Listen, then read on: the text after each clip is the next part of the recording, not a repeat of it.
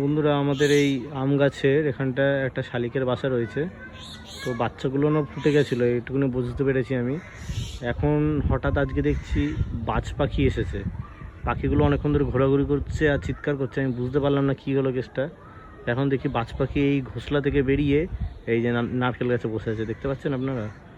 আমি পুরো জুম করেছি, যাই হোক ওর থেকে আর হচ্ছে না ভালোভাবে। এখানটা বসে ঘোরাঘুরি করছে, এই যে বেরিয়ে গেল। কোথায় গেল আবার?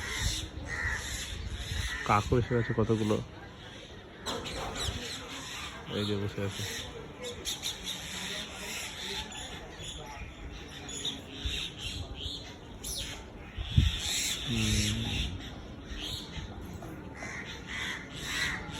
এই সবাইকে নামিয়ে খেতে দিয়ে দিলাম। এবার ভাবছি ধীরে ধীরে এই লাল পায়রাগুলোকে সেট করবো এক এক করে ওড়ানোর জন্য।